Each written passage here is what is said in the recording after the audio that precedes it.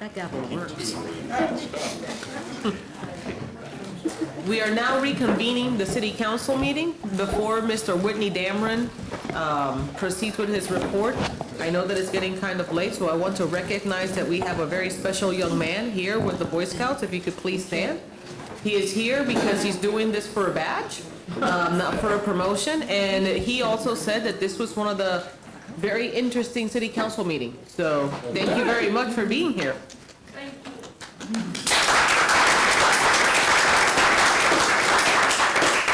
Mr. Dameron, if you could just approach us and give us the report.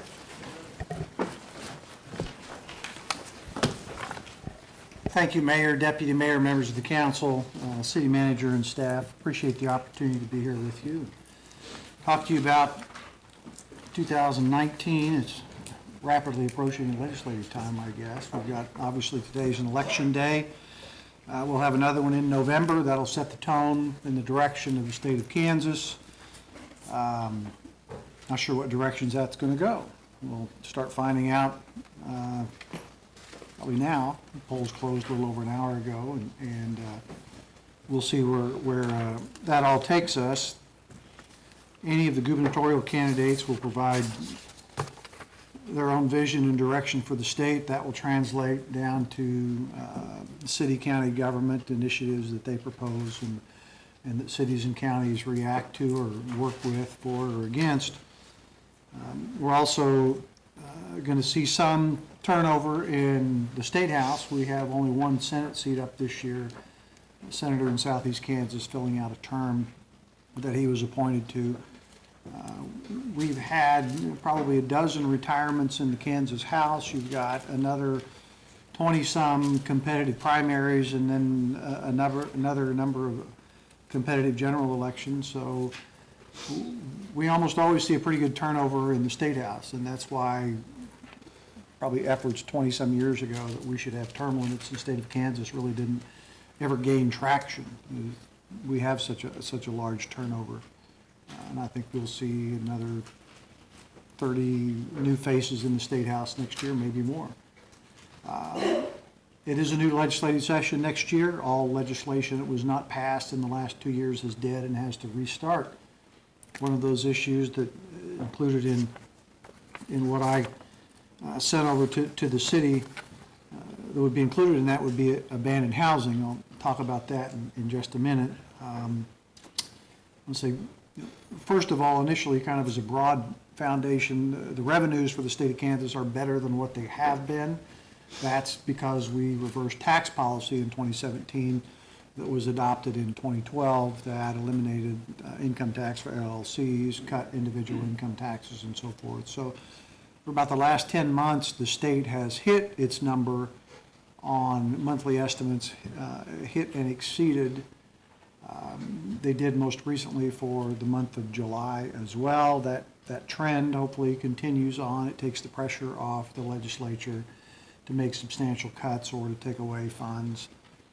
Not as many that are sending down to local units of government anymore, but those kind of revenue sharing pieces may not be stressed as much, may not be as many changes that result in pressure on increasing property taxes at the local level. The state still has not successfully extracted itself from school finance litigation. They're getting closer. Probably still have another check to write of maybe $200 million or more, plus an annual inflation escalator that the court suggests should be built into any kind of a final settlement. Don't know if that issue ever goes away in our lifetime. It seems to be something that's being perpetually litigated without an end in sight. Some have talked about changing the Constitution to try to take away the Supreme Court's authority to essentially put a final determination on what the dollar amount should be going into schools.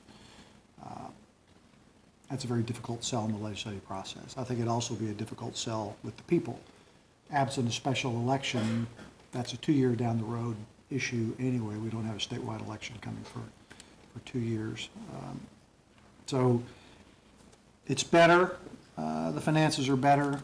That keeps people calmed down a little bit more in the legislative process. We don't probably forecast significant efforts to dramatically cut the budget unless one gubernatorial candidate is successful who has said he would try to roll back the tax increases of 2017, but we'll see what happens in November.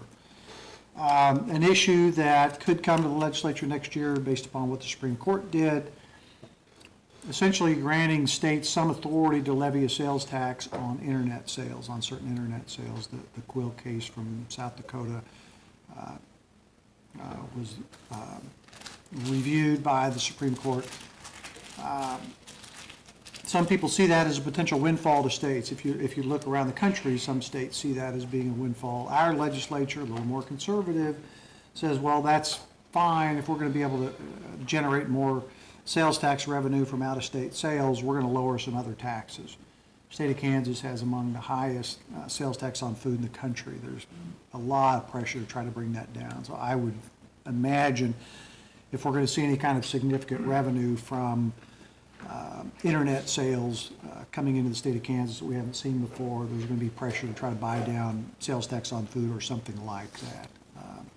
Also see probably a revisitation of the tax bill that failed at the very end of the session this year too, which was looking at reducing income taxes on repatriation of funds and some other issues going on. But those kinds of issues don't ever go away. Abandoned housing, that was the initiative we worked on significantly in the legislative process this year. We have the last couple of years. As you recall, we saw the bill passed and sent to the governor in 2016. That was vetoed. Not much action taken in 2017. And then this session, we had a strong vote coming out of the House. Had 90 votes, went over to the Senate, had it into the committee it's gone to before.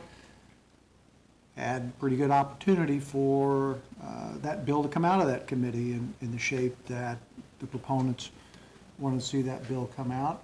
Unfortunately, a member of that committee decided he was going to be lieutenant governor candidate with Greg Orman as an independent, switched his party affiliation from Republican to independent, lost all of his committee assignments, and was replaced by the Senate president, who has been a longtime opponent to the abandoned housing legislation.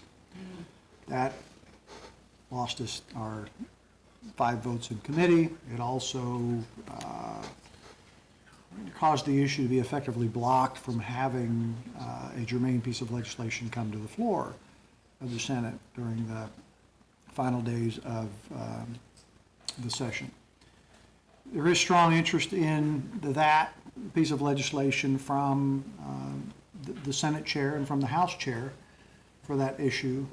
It can be brought back in 2019. I shared a memo with the city manager, deputy city manager, and council, legal counsel, and said, absent a change in some kind of, or in leadership in the legislature, and depending upon what happens with the governor, the city may want to examine other opportunities for advancing housing issues if we're going to continue to be blocked, in particular in the Senate on this issue.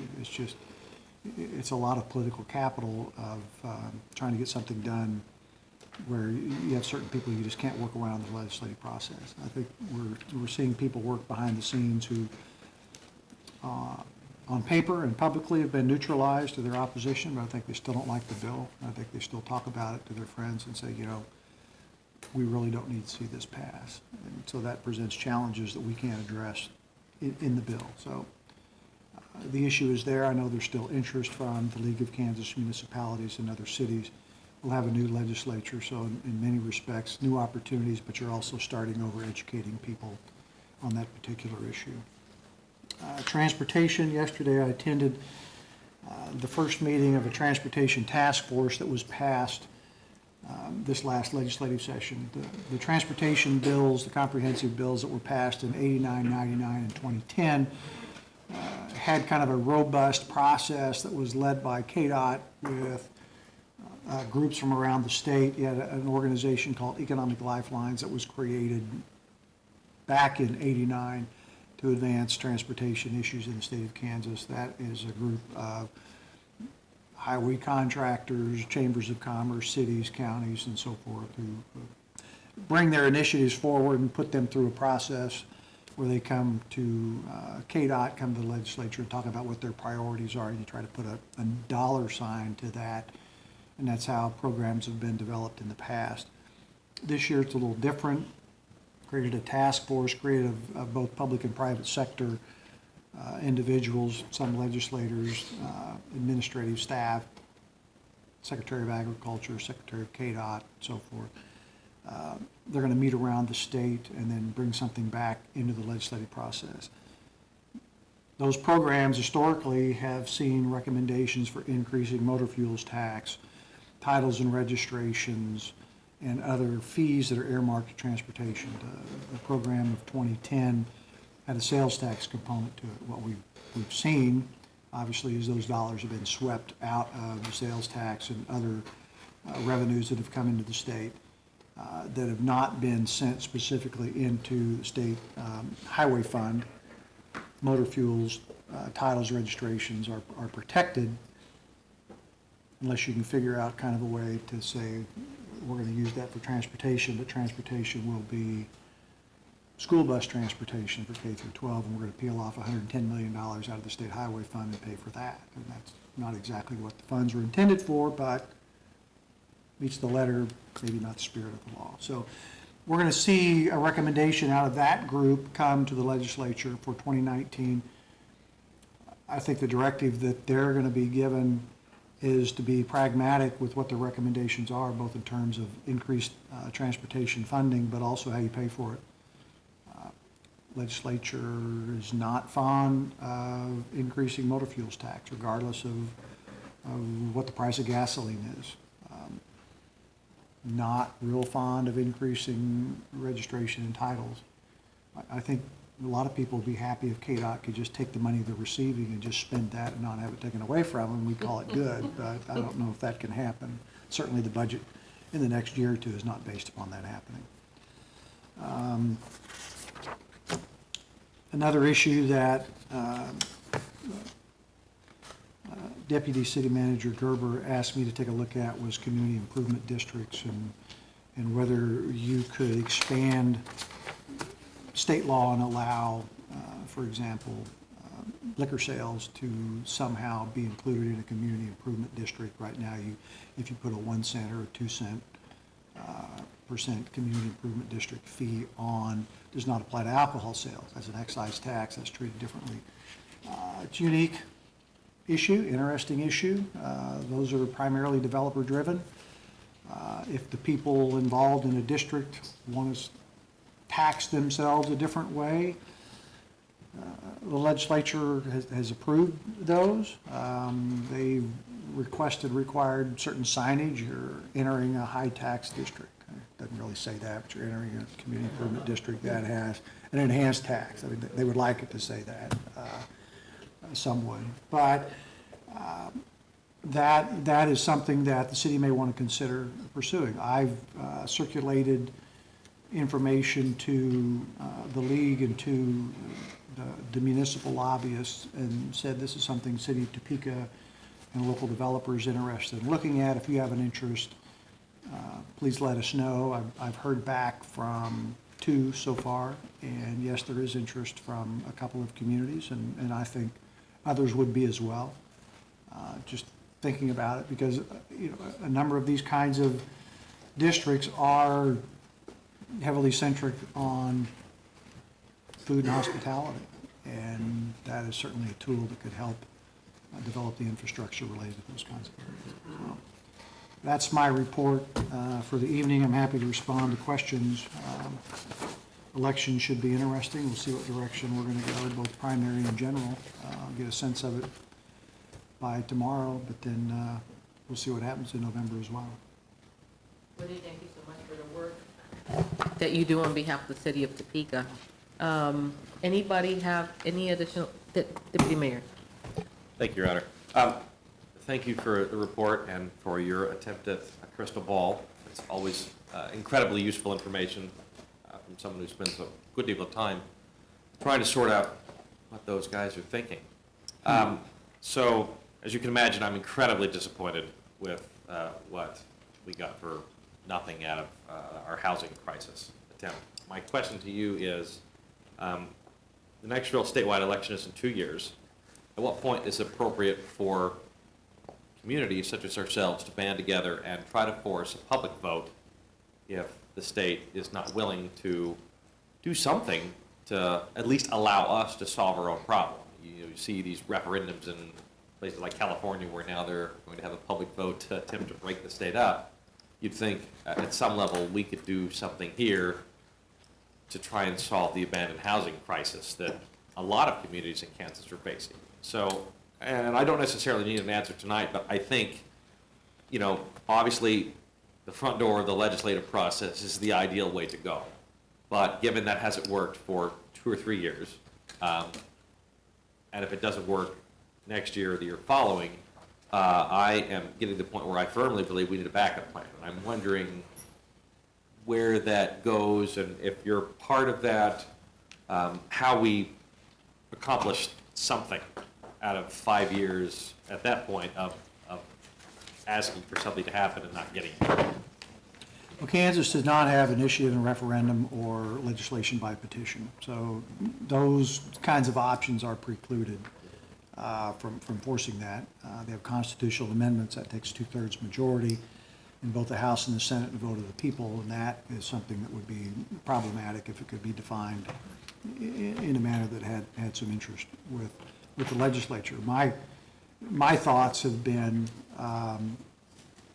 there's kind of a model, and that is to figure out what you can do with home rule authority and ask for forgiveness, not permission to the legislature. I'm always a fan of cities using their home rule authority where available, where appropriate, and by and large, I mean, there have been communities that have done that, have pushed the envelope on that. We've had certain liquor law changes because of Wyandotte County doing home rule authority that were upheld in court, and we've seen initiatives come in to change the law to make it uniform and equal, so that you couldn't opt out of those things. But you know, I have visited with city manager's office on occasion about really taking a hard look at what could be done with home rule authority, and getting a little creative there.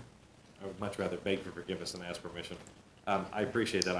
I do think we need to do something, and you know, and I not to be hard on you at all. I appreciate all the work you do at the State House. I realize that none of this is because you haven't been working tirelessly to try and advocate on our behalf. But at the end of the day, there's only so much you have the ability to do trying to herd cats, and we have to do something for our constituents. And if it's beg for forgiveness later, then you know, at some point, I think we need to take a strong look at doing that. Thank you again for all the work you do. It's much appreciated. Councilman Mays. Thank you, Mayor. Thanks, Whitney. Just so you guys know, we're really lucky to have Whitney as our lobbyist. He's fantastic. I'm so glad that you brought up home rule, because I had an issue that I've been talking with the city manager about, which is our sign ordinance, which has basically been rendered ineffective by state law.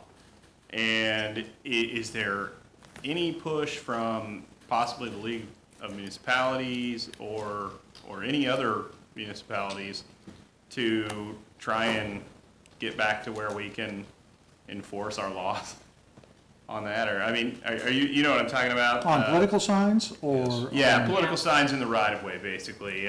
It's gotten sort of egregious how, you know, they're sticking them up everywhere without permission now. I mean, it seems it's gotten worse and worse every year. I believe some cities have ignored the state law, and I believe City of Wichita passed an ordinance and prohibits them from the right-of-way and takes them down and essentially says, sue us if you don't like it. It really is a, you know, for City of Topeka, it's been kind of a phenomenon that's really exploded in the last few years. I used to see it in Johnson County quite often. It kind of surprised me, you know, where you have medians between the streets, and they would just stick the political signs in those grass-covered medians. But last couple of years, I would agree it has. You see them show up everywhere, and I know in talking with Councilwoman Heller has had concerns about signs being in front of it's on public right-of-way, in theory, in front of a business, and it's assumed the business supports the candidate, but they haven't, they just stuck them there, and they're paying property taxes to the street, so. I think City manager. Councilman Mays, to address that, I'll go through real quick. Right now, the league has meetings scheduled coming up for their different policy committees. And so right now, Deputy Manager Gerber is going to attend on behalf of the City of Topeka for the policy subcommittee for the League of Kansas Municipalities. And then Finance Director Lee intends to attend the Finance Committee. And they will take forward any policies, changes that you might have. And so we can, Doug can take that and talk to others there and see what we can do about maybe seeing if the league could put that as one of their policies. That policy committee obviously decides what policies they're going to recommend to the full board and the community to vote on, the communities from the Kansas municipalities to vote on what they're going to move forward as their policy issues for the next session. And so we will have some representation on that. If you have issues like that, we'd appreciate the input so we know which ones and which items we should be considering. Anything you want to add, Doug? It's in about 2 weeks. and About 2 weeks, I attend that one as well. Deputy Mayor. Y'all know what I'm going to advocate for. Fix the housing problem. Yeah. Councilwoman Heller. Thank you, Mayor. I do want to, I'll chime in on the sign thing first. I just think that overruling us was just wrong, and if we want to stand up for our rights ourselves, even between now and the election, to tell, coach citizens that they can yank a sign that they didn't give permission for, that it's okay. People are really law-abiding and respectful, you know. We've worked so hard. I look at Bill Fiander to work on the sign ordinance, and the staff has really worked on cleaning it up and enforcing what we had. And we really had gotten the right-of-way signage pretty much taken care of. And this has just been clutter. It has confused citizens who are now plunking all sorts of other stuff out, not only in anybody's right-of-way, but in the 30-foot protected corner area, the sightline area. And, you know, it's an unfunded burden to us as a city. I mean, if we did go out and pick them all up, that's a cost. So I heartily support. I just don't think there's any way with our ordinance and the conflict with the state overriding it to fully educate our citizens and then the campaign workers. How could a candidate educate their people how to do it right? And so my thought would be if we want to exercise our home rule and just say we're going to do it, I support that. But I also think the simplest thing with the legislature is to simply repeal what they passed 2 years ago. Just ask them to repeal it. Now, you may have a better idea, or you may get a better idea when you meet of how many other cities feel that way, how many either just ignored it or feel like there would want repeal. And as I drive around, I think, well, maybe it's not a small town issue because they don't have sidewalks and the right-of-way is just sort of murky and nobody cares. Maybe it's more of a bigger city issue. You all could figure that out, but I would sure like to see it repealed. I too appreciate your work on the housing. I made a comment, I didn't think this email or this memo we got from you was as far back as May, but I guess it was. But Whitney made a lot of suggestions to us, and I do think per your discussion tonight and prior, maybe dropping action on it for this session, but really looking again at what we want and how we could go about it would be good for us to do internally. Other than that, I really appreciate your recommendations in the report that you gave us. So I don't have any others, I don't think. Thank you. Additional comments or questions for Mr. Dameron? Seeing none, thank you so much for your work. Thank you for your time tonight. Pleasure. We now proceed to discussion item B, if the clerk would read. B is discussion regarding the special committee consideration of the proposed ordinance addressing pedestrian and traffic safety. We recognize, I think, Deputy Mayor so that he could make his report. Thank you, Your Honor. So I am the chair of the illustrious super committee, and I got to tell you, it has, it's been excellent to work with these fine gentlemen on either, well, we're short of Mike tonight, but the Mikes and I from the council have worked with members of the nonprofit and private sector, as well as Shawnee County, to sort out essentially what our options are here, and it's really been an incredibly good conversation. So we essentially broke the work into three phases. Phase one is to sort of look at the language of the proposed ordinance to see if, as it stands, regardless of any fallout it might cause, does the language make sense for our community?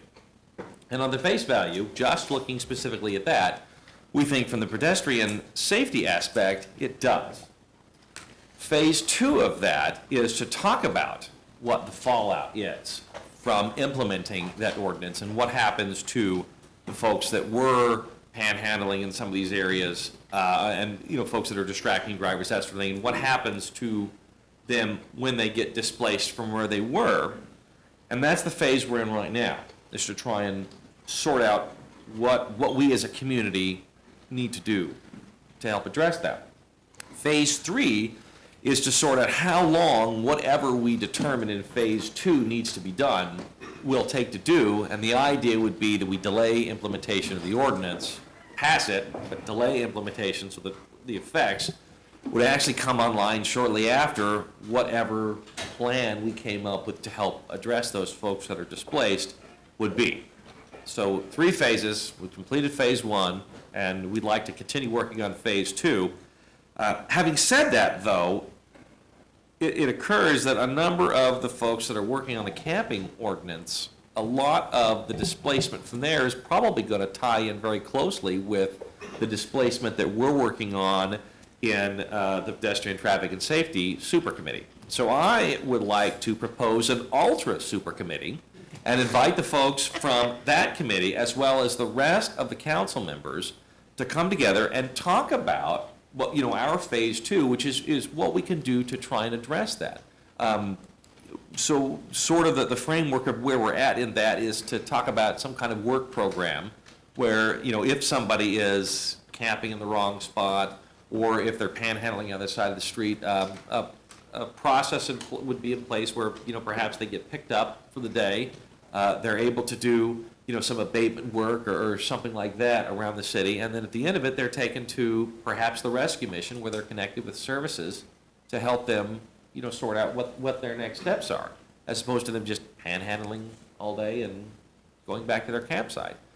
So, you know, if there's consensus, especially from the other committee, I would like to see us come together as an ultra super committee and really have a good hard conversation about what we want to do to try and help these folks. And I invite the rest of the council because I'm going to be honest with you, it's going to cost money. Nothing is free in this day and age. I've worked extensively with the city manager to sort out, you know, even in the 2019 budget, where do we have money that could be reallocated so that, you know, perhaps instead of contracting out abatement work, you know, to the private sector like we normally would, these folks would come in and do some of that. You know, perhaps they're the ones mowing the yards that are overgrown instead of the contractors we have. So not necessarily, you know, spending additional money or to some degree even reallocating it. It would, the idea is to take what we have that we're already planning to spend on a certain thing and could we shuffle it around to try and help with this program. Now, I will tell you right up front, this is in its very, very early infancy, and these are just, you know, conversations we've had, spitballing ideas. We have not engaged too deeply yet with the nonprofit and private sectors, just because we're still in the very early phases trying to frame this out. And please correct me, Mr. Trout, if I'm wrong on any of this, but so far, no one has come out from anywhere and said, this is a bad idea, don't do this. And so we think this is the time to involve the folks from the camping side to see if this is something where we could all come together and create a realistic program that could actually create measurable impact in the community. So I would love to hear a response in your report if that's something of interest. If so, I'll have my people call your people. And if we do have an ultra super committee, it would be my pleasure to ask the mayor to chair that. With that, I will stand well said for any questions you may have. Councilwoman Claire. I don't know if I should say this now or after Councilmember Ortiz's report. There has been somebody that's come out with a work proposal. And what I would caution on working and supplying money to this program is that part of our city priorities. And I don't know off the top of my head if it fits into those priorities. We'd have to check that out. Sure. But I think this needs to be after the ordinances. I mean, you set the ordinance and then you can figure out how to help or a program. I don't know if we need to do that before we actually figure out. Well, and if The I could, ordinance. so we have done Deputy Mayor. that. We looked at the ordinance, and we believe that as the language is drafted in the part we worked on, it seems sound. And so we've completed our phase one and are beginning what we would consider our phase two, which is trying to address the folks that are displaced. So if you guys aren't quite there, then perhaps we need to delay a little bit to allow you all to catch up. But at any rate, I think at some point, we're gonna get to where we're running on parallel tracks, and we should just merge and work together. Additional comments, questions? A question. Councilwoman Hiller. On your number one. Mhm. So when you say that you decided that the proposal made sense, Mhm. is that because has been a problem with pedestrian safety at intersections? Or because you thought the language sounded okay? So it's in part two phases, so, or two parts of it. So one of them, there is common sense that would dictate if you have somebody who's intentionally distracting drivers, there is a greater risk for traffic. And so there isn't a way to definitively tie the traffic accidents we have, as far as we can tell, specifically to one action of one person. But the whole goal here is to save lives and be proactive rather than waiting until someone does get killed or persons get killed and then be reactive. So given that common sense would dictate, if you have somebody standing on the side of the road who is trying to interact with drivers who should be busy driving, that creates an inherently larger risk of traffic safety. And so from that context, we feel that the language presented is reasonable to try and prevent additional incidents from occurring based on what we considered a common sense approach. Stop distracting drivers. Okay, so it's not based on the documented problems, just. Well, so reasonable. there are incidents in the intersections, yes, which means those intersections have a higher risk of issues just by the very nature of the volume of traffic that's there. We can document that there are, and again, correct me if I'm wrong on this, we can document that a higher number of incidents occur in those intersections just as it sits. So the whole idea is those are dangerous intersections to begin with. But this Just pedestrian, I just want to clarify, because I've heard the data before, this is pedestrian-related in these particular. This is any kind of incident involving a vehicle and/or a person. Okay. So some sort of accident occurred there. Okay. And so the idea is that we're going to try and prevent accidents from getting worse or occurring again by not permitting people to distract drivers. I live next to one of the top 10 intersections. Mhm. It's in the top 10 almost every year, so I'm real familiar with what the crashes are and Sure. what's happened. So thank you. Yep, nope, happy to. Anybody else? Additional comments or questions regarding the report and the proposal of a ultra super committee? We can have an ultra super mega committee too. Sounds like a committee of the whole. Well, With so the additional- reason I say a not committee of the whole is because I do want the additional folks that we had pulled into the super committee to be part of that. Because those organizations are critical to our success. Okay. Seeing that there's no additional committee, I guess that at this point in time, your report is that your phases are complete, that you need more time, and that you're, yes. Yeah, well, phase one is complete. We would like to invite everyone to participate in our phase two conversation. Councilwoman Claire. So are you bringing that back for us to vote on? Not until we have we want to deliver a complete package. This is Well, just that's- their 60-day report, Yeah. or 90-day report. It's just a report. Well, that's why I said I think it's important to get the ordinance in, and then we can take months to work on the process.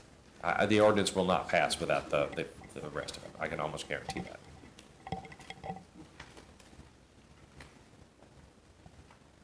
Okay. Thank you for your report, Deputy Mayor. If the clerk would read, now we are going into item C. C is discussion regarding the Public Health and Safety Committee consideration of the proposed ordinance addressing camping. Councilwoman Ortiz. Thank you. We didn't do phase 1 and phase 2 and phase 3. What we did is our first meeting, we heard from the public, and also from Luther and our attorney staff, and we went over the ordinance. And in that ordinance, we found out that there's 3 steps that we need to take before we pass this ordinance. And so in doing so, the first meeting after we heard that, the task force, the homeless task force, who meets monthly, with probably about 47 to 50 partners, they came forward and said that they wanted to meet and then send us a proposal because they didn't want to be left out, and they were actually surprised that they weren't involved. So what we did is we waited until they met, and then our next meeting, which was July the 20th, they came back to us and said that they wanted to form a subcommittee of those partners, and also come back to us again, because they wanted us to approve that they could do that, and then bring something back with us because they want to partner with us.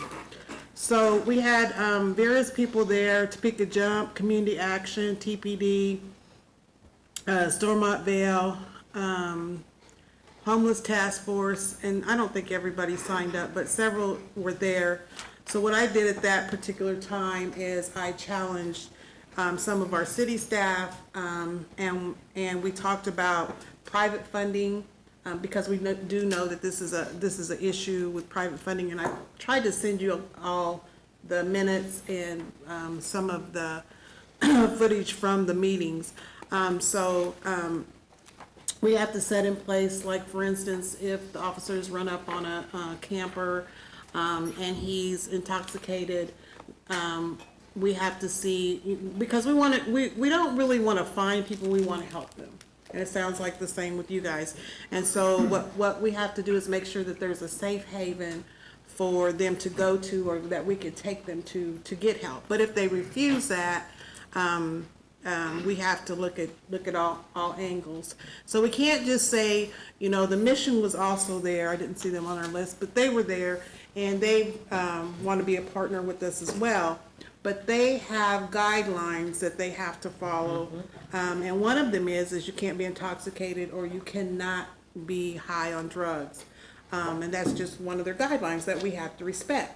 So in seeing that, we needed to bring more people to the table that would have that safety bed for the evening, that this person, we can send them to.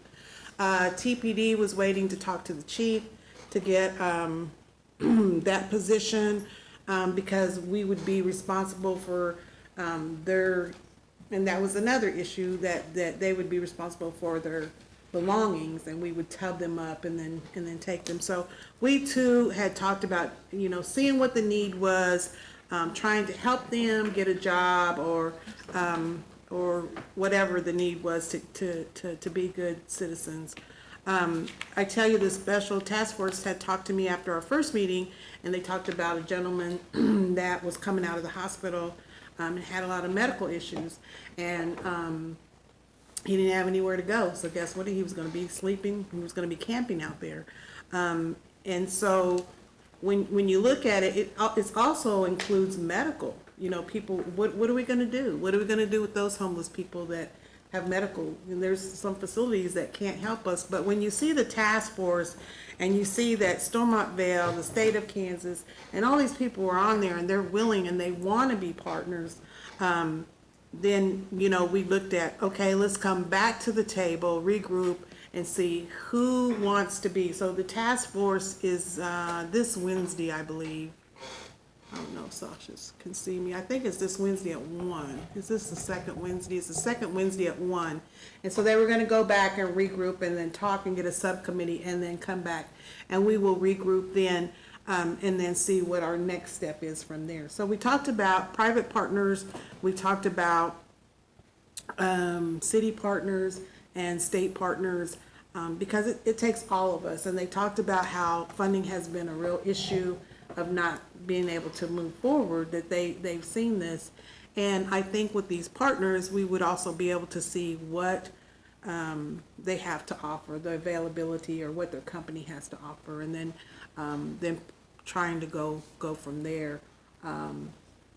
Where funding is concerned, to try to see if we can get some private dollars to help people that are in need, whether it's clothing or overnights or whatever. And it might take a hotel that we might have to get them cleaned up or whatever. So we looked at all that. I assigned special tasks, so when we come back, we'll regroup. I really think, looking at our next meeting, we need to figure out where we're gonna go from there. And then maybe I can have my people call your people, because I don't know your people. But anyway, Mr. Padilla was there and Councilwoman Claire. We had some great conversation, great partnership, and I was really amazed at the partnership of the people that really care and want to be a part of this. If you two want to add anything, you're welcome to. But we'll set up another meeting after the homeless task force. I don't have a problem with meeting, because it does look like we're going to be on the same lines. Would you say that, City Attorney, that's probably real close to what we're doing? Yes, I absolutely do, Councilman. But I think if you guys can get organized, and then we can, because I think once we come back and we see who our players are, and then our finances and how we're gonna do that in our private, I think we're pretty close to that, wouldn't you say? Yes. And I wanted to say one thing too. We were talking about the original motion that was made, I don't know, 3 months ago, and we were talking about the ordinances and deferring them to the various committees. There is a hard deadline for a report to be submitted of September 1st. So, you know, perhaps on August 21st, we can just come back and just have you maybe extend that deadline out a little bit more. Yeah, and our group talked about that. We knew that was coming up, and we plan to do that. This is something we don't want to rush and do. We want to do it right. And we're mirroring off, and I couldn't remember the name of that, Lisa. I didn't have the minutes. The last thing that Luther showed us that was done in, what was the name? The TED Talk? Yeah. And I will make sure that everybody gets a copy of that. But everybody was very interested. But this is something, and I've talked to some of the officers, and I understand the need for this, but we want to make sure we give them a good tool, and we want to make sure that we do it right. And a couple meetings is not going to do it. Not when you have. There was probably at least 25 partners there at that meeting, and so when you have that, it's going to take some time to sit down, and we want to include everybody that we can. Thank you.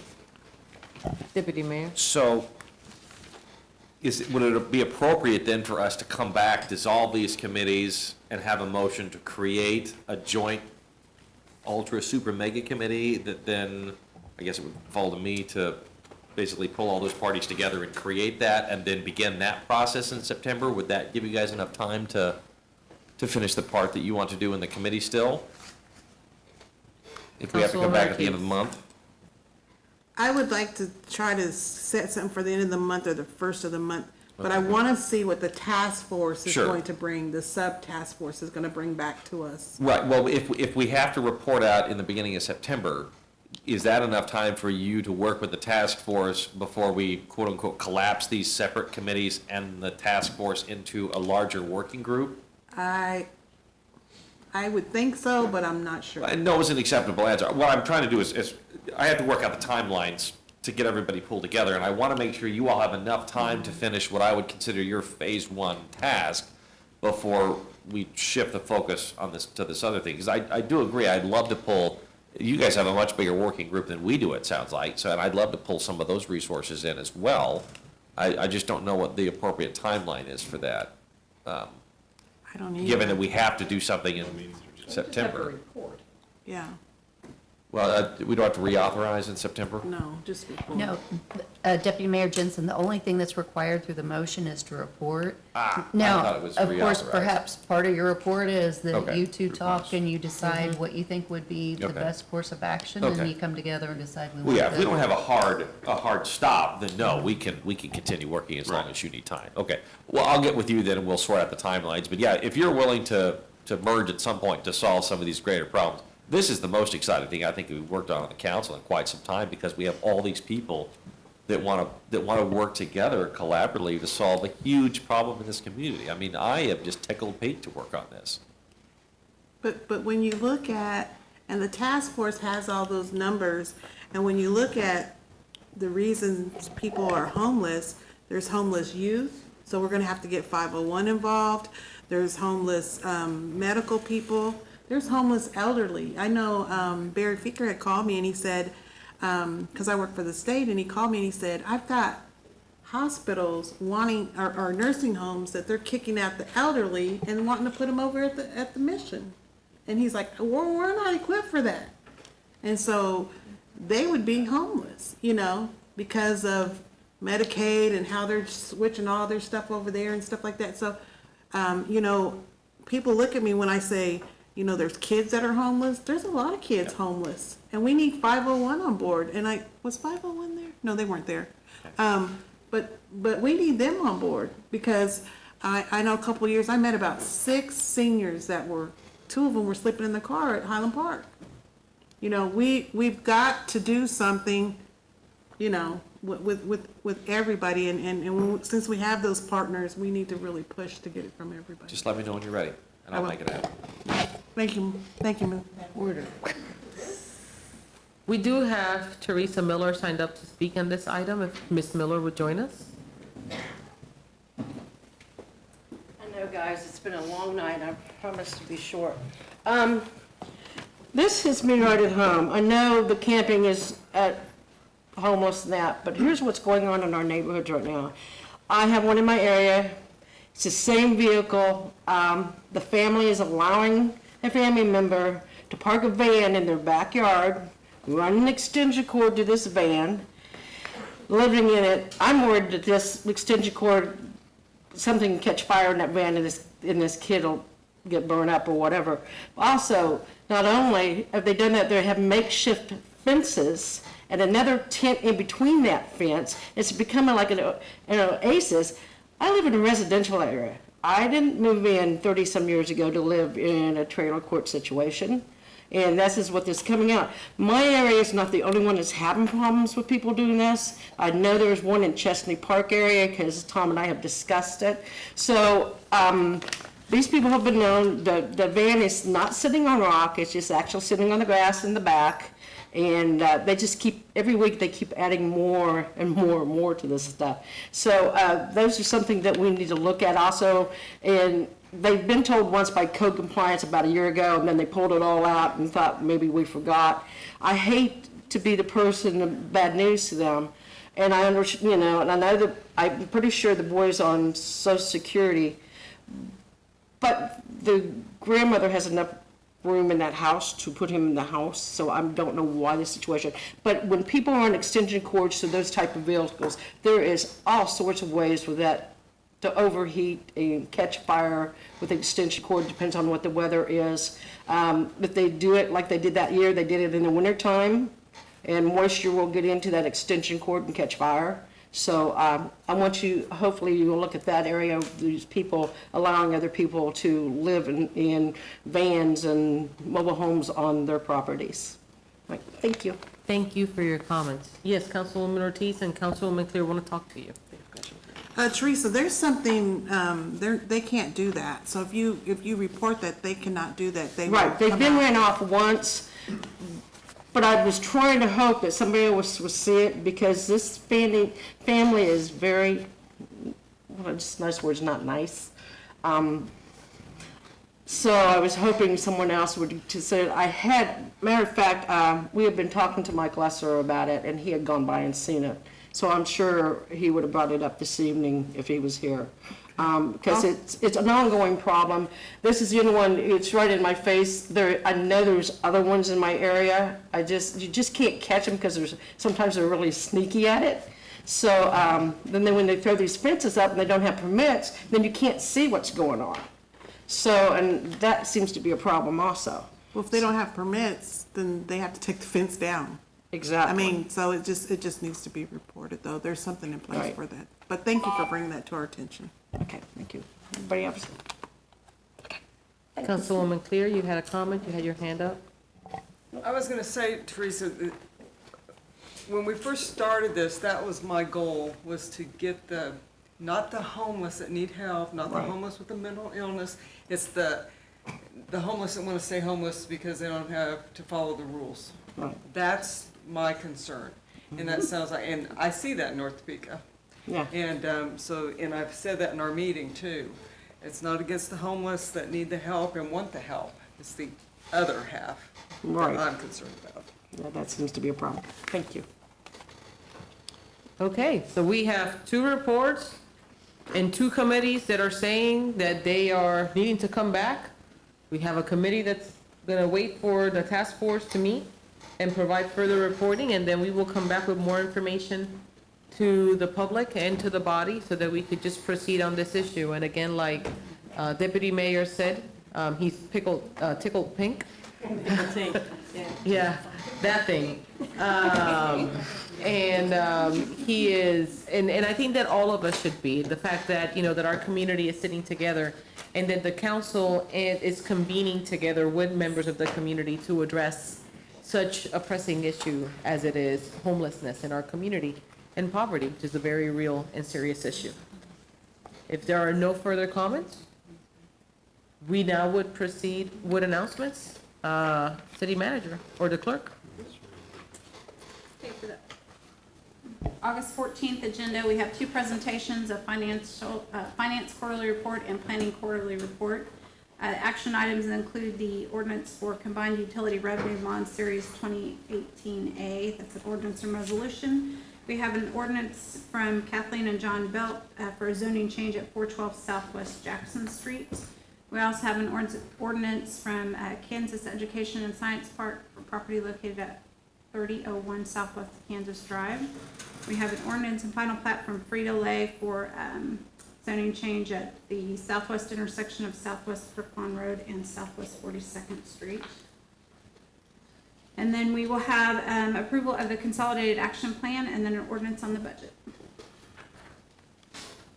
City manager. Thank you, Mayor. I have 3 items tonight that I want to cover. The first one is anyone from the public and/or the council that is not aware, we are looking at a MTPO a safety survey. And so if you are interested in taking a safety survey, you can go to topeka.mpo.org and take that survey. The second one is, it was brought up by the clerk that the League of Kansas Municipalities Annual Conference will be held here in Topeka, October 6th through the 8th, so think about that in your schedules. The annual business meeting and policy session has the ability to have city voting delegates. That meeting is held on Monday afternoon, October 8th at the conference. The city of Topeka has allowed 7 voting delegates.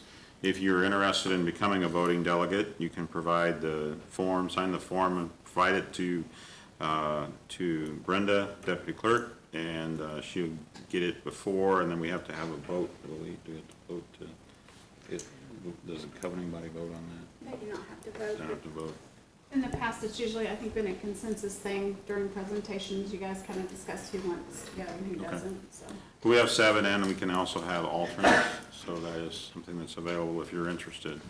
The last item I'm going to talk about is the fact that we have the intercity visit that is being arranged through GTP that is going to happen October 17th through the 19th in Chattanooga. One of the things that we found is that in order to go to attend that, we will need to travel on the 16th. And of course, the governing body members are invited to be able to attend, and they'd like as many to go as possible. But with that, that means we need to travel on the 16th, and so that governing body meeting, we would need to look at canceling. So we're bringing forward, looking at canceling the meeting on the 16th of October. That way we can, once that decision is known, if we are going to cancel, that will help us so that we can begin to make transportation arrangements, knowing that the meeting, we won't miss a meeting.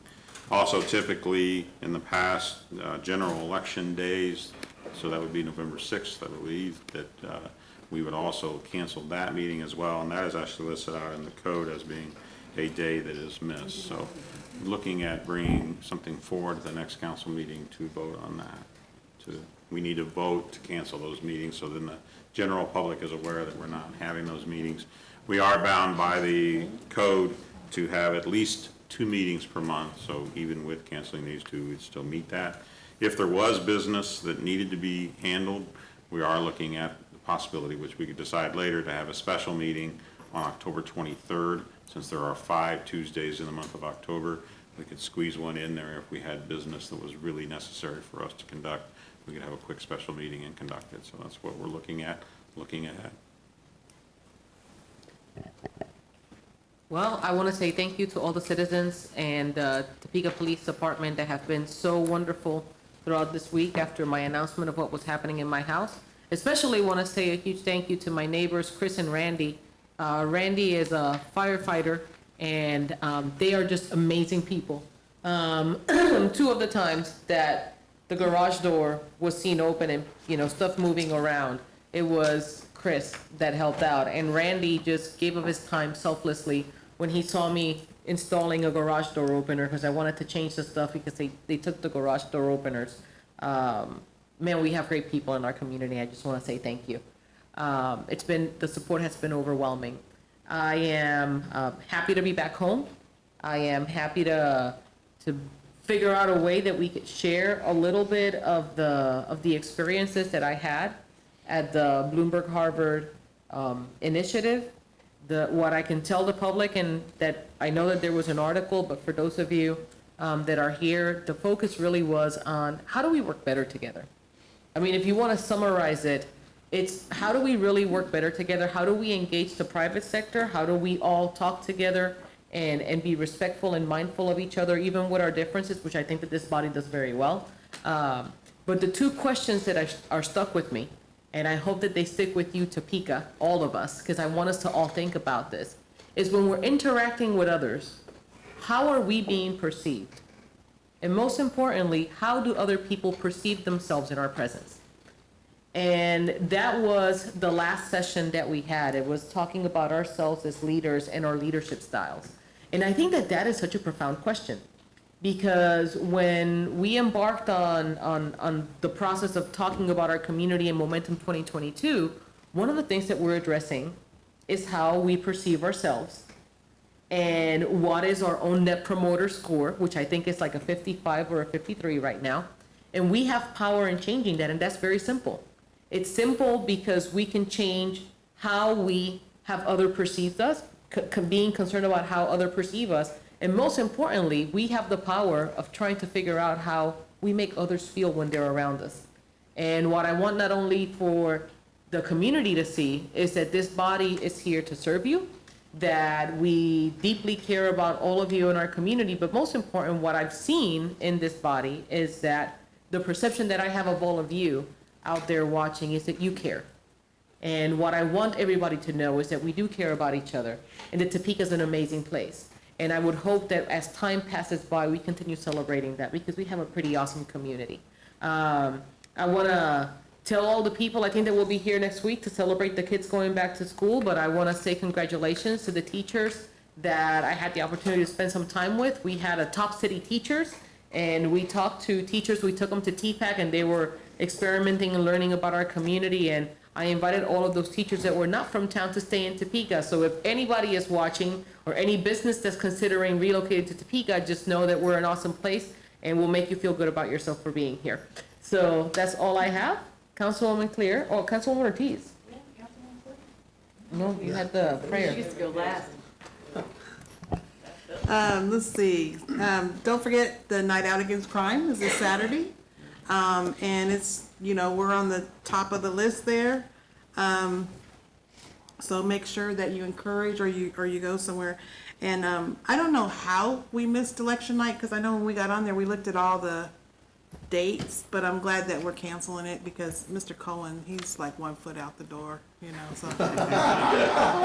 And you can't blame him. I mean, you're trying to run a race, you're trying to see, you know, who's going where, so I'm glad to hear we're gonna cancel November. Councilman Emerson. Thank you, Mayor. I also just gonna talk about National Night Out.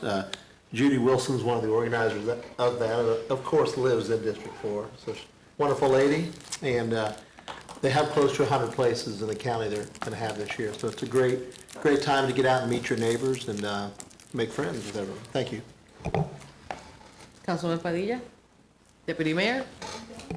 So I sadly will be out of town for National Night Out, something we scheduled quite some time ago that unfortunately could not be moved, so I sadly will miss it this year.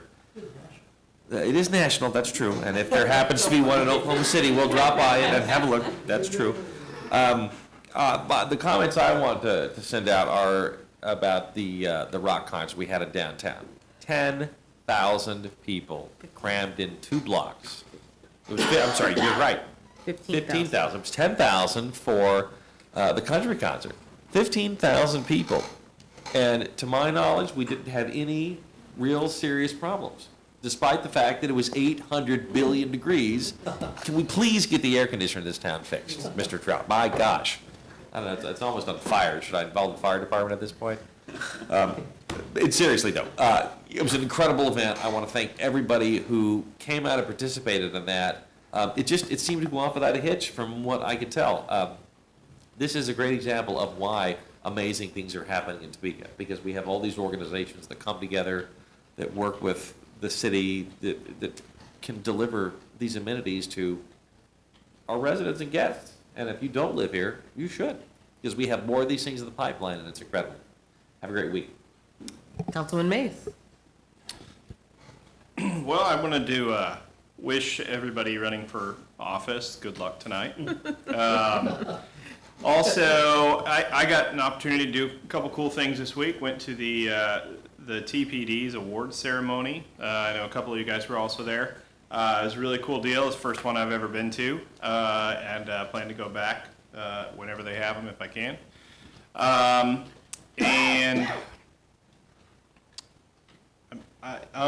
National Night Out. We're having a lot of them in District 7. I'm going to be out of town most of the day because my grandma's having her 94th birthday party, so we're going to be down in southeast Kansas celebrating with her. But I'm going to try and make it back for the nighttime ones, and I hope to see all my neighbors there. Councilman Cohen. No results?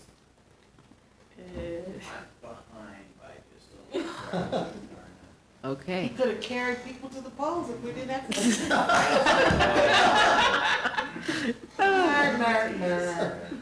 Well, no matter what happens, I just want you to know that you're significantly appreciated. We love having you on our team. Councilwoman Hiller. I was going to say that. Just kudos to everybody who voted, who helped people get out the vote. There were a lot of incredible initiatives going on. I haven't tried to add up what I'm sort of looking at here, but hopefully we did get a significant turnout. I know either way, there was some great education going on and a lot of community coming together to talk about how important it is to participate. And so we get to be it, right? But still, it's been a good night. And I too will have lots of neighborhood night out going on in District 1, and so really appreciate everybody who's done that organizing and encourage everybody to turn out. That's it. Councilwoman Clear.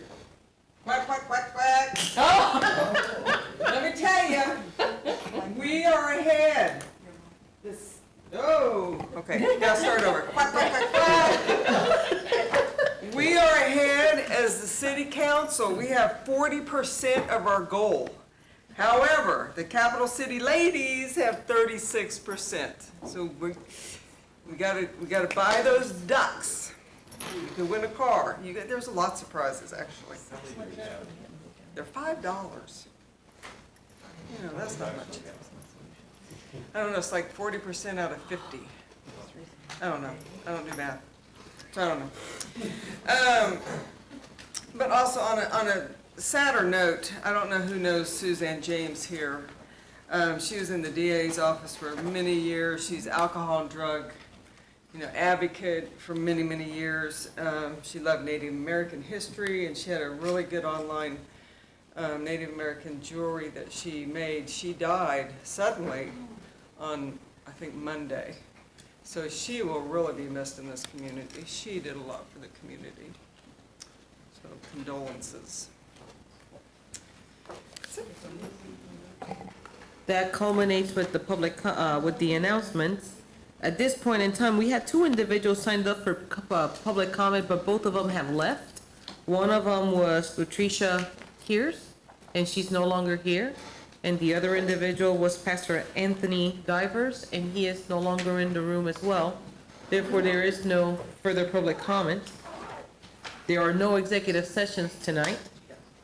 There is? No. Oh, I was gonna say. Don't play motions before we adjourn. So that being said, go home and watch the election results. We are adjourned.